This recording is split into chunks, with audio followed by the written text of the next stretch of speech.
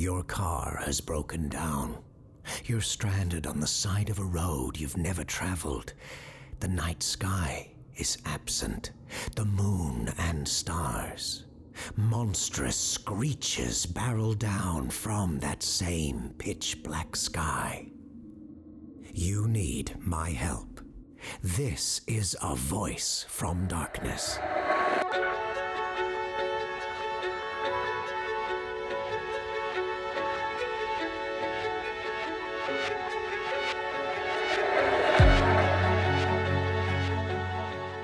Hello, this is Dr. Malcolm Ryder, parapsychologist.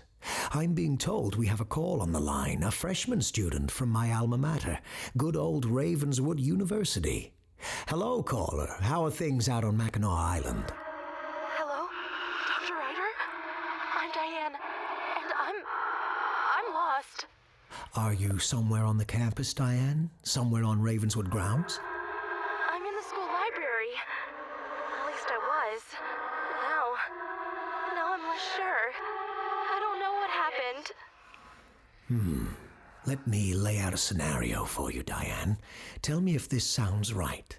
You were in the library, roaming the shelves. You found yourself deep in a thicket of dense tomes. One of them called out to you, likely an ancient leather-bound book with Latin words scrawled across its spine.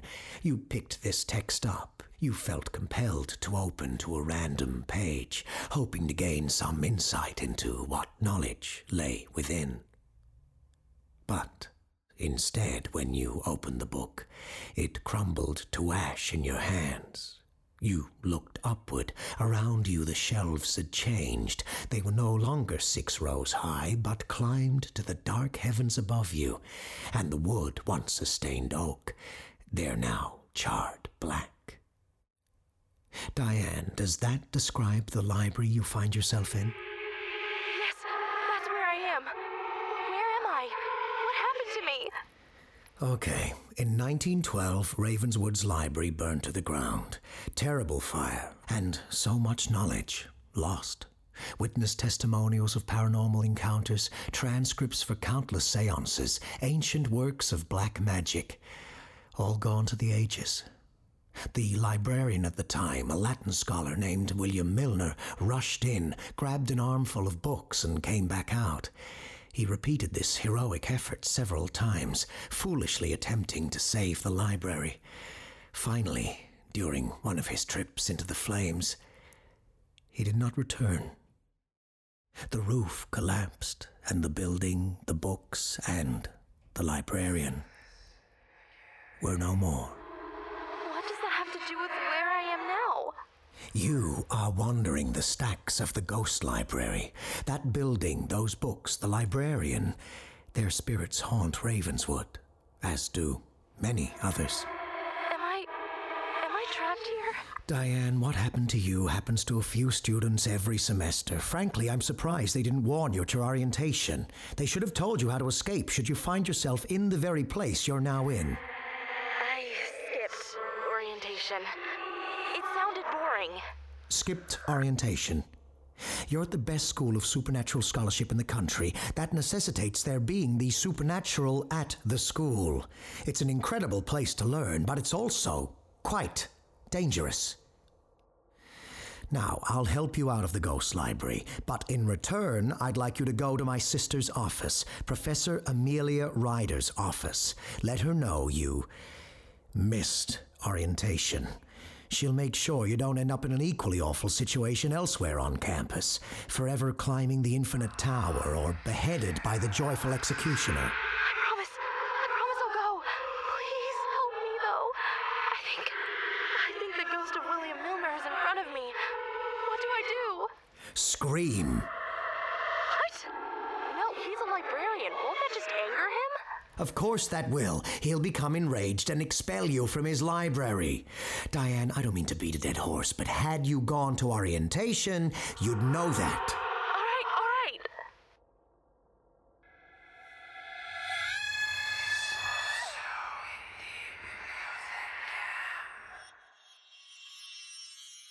That worked. I'm back. Back in the normal library. Glad to be of help. Remember to go to see my sister, Professor Amelia Ryder, first chance you get. I promise. I will.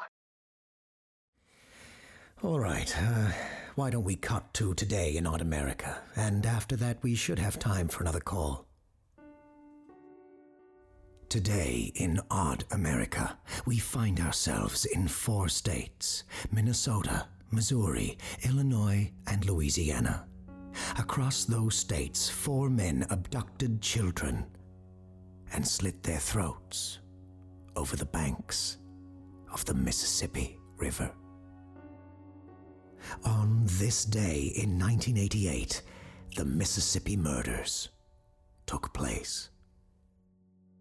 Federal investigators were called in to find the link between the 4 men and their identical abductions and murders. None of these men had any prior history of violence or criminal behavior. At the time, there were worries they belonged to a cult, and repeated killings would echo across other communities along the river. But no link between the men could be established.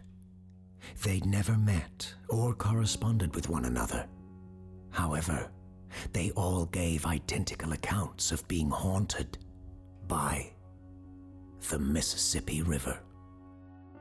Each man told local and federal authorities stories of how they could hear the river, hear it whisper to them, and what the river said terrified them. The Mississippi River told these men it was no river at all, but a snake, a dragon, a Leviathan, a massive creature that only took the form of water while it slumbered. But the river was hungry. The river whispered that if it was not fed blood of the innocent, it would be forced to awaken, forced once again to take its true form. And in that form, it required far more blood for sustenance. More blood than all the men, women, and children across the world could provide. And so, these 4 men made a blood sacrifice to the Mississippi River. When their identical tales of the river being a slumbering Leviathan leaked to the press, police stations in every state bordering the Mississippi received anonymous phone calls, letters, confessions. Dozens of men and women who lived near the river reported they too heard the same message from the river. They too were told to feed the river blood or risk the reawakening of the Leviathan. But all these confessors had ignored the river, terrified to harm the innocent. These dozens of confessors also reported the river fell silent after this day in 1988, after the river was fed the blood of 4 innocent children.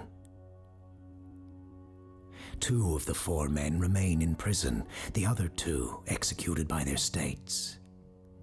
And the Mississippi River remains silent, save for the sound of water moving down its muddy banks.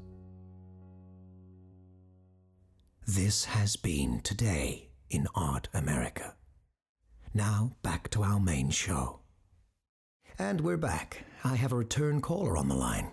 You might remember Amanda from a few weeks ago. Amanda came across a mysterious black door at an art museum. The door caused a time lapse when she first encountered it, and then after that evening, the black door began following her. Occasionally others see it, and they tell her to open the door. Is that an accurate enough summary of where we left off, Amanda? There's something more. Something I didn't tell you the first time we spoke. Something I forgot. What did you forget, Amanda? At the art museum, I spoke to a man. You talked about him in the last episode of your show. I listened to the last episode, and when you spoke about him, I remembered I'd met him at the museum. Who did you meet at the art museum? In the Today in Odd America segment, you said there's a man. He's handsome, but not like a Hollywood star. He wears a gray suit, but nothing fancy. And is missing his left ring finger. Amanda, no. You couldn't have seen the traveling salesman. He disappeared a decade ago. I saw him that night. The night I first came across the black door. Go on. My date. The bad date that I was on. When he ran up to go eat all the hors d'oeuvres. This man. Him. The traveling salesman. He came up behind me. Said, "You can do better. You know that, right?" I thought he was being a creep, hitting on me. It's like he read my mind. He said, "I'm not flirting, just stating a fact." What else did he say? He never makes small talk. Any person he speaks to, he wants something from. What else did he say to you? I told him I wish I hadn't brought the guy I was with. He told me he'd been in the postmodern sculpture wing moments before, that it was empty, probably would be all night. Who even likes that sort of art, he said. I should go hide in there for a while. My date would take the hint and leave. Then I could enjoy the rest of the night alone. The other week, when we first talked, I thought those were all my own thoughts, my ideas. But they weren't. They were his. Yes, that sort of influence is one of his many talents. And so, he led you right to the black door. Amanda, I'm afraid this is far worse than I initially thought. There must be some dark purpose he set you on course for. Do you know what the door is? Have you learned anything since we last spoke? No, I'm sorry to say I haven't. The situation you're dealing with, there's not a lot of... Well, it's an outlier. I thought most things you dealt with were outliers. When I first called into the show, that's what you said. That's true, yes, but that doesn't mean there aren't gradients to the outliers. I think maybe I should just open the door. More people see it now. That means more people tell me to open it. More people try to hurt me, to get me to open the door. And it's staying closer, for longer now. Before, it might appear down the hall from me, but now it's almost always within arm's reach. It'd be so easy just to open it. Amanda, you said you listened to the last episode. Do you remember what happened to the people of Delton? Their town is no more. Their people no more. All that remains is black sand. If you open that door, you will meet the same fate. Anyone who struck a deal with the traveling salesman, if they were still alive, would tell you the same thing. Sometimes I see him in my dreams, always in the distance, the traveling salesman. I think he's watching me, waiting for me to open the door. Is that really him?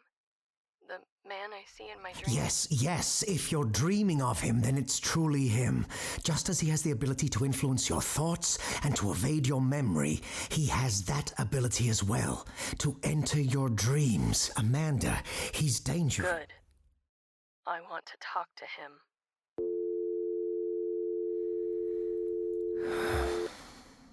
Amanda, if you're still listening, I implore you, do not approach the traveling salesman in your dreams, in reality, anywhere.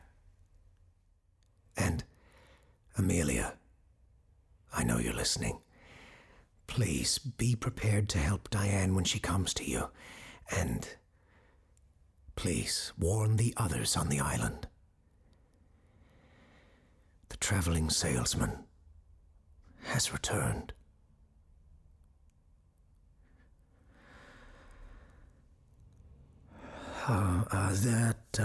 That's all for tonight. Until next time, this has been A Voice from Darkness.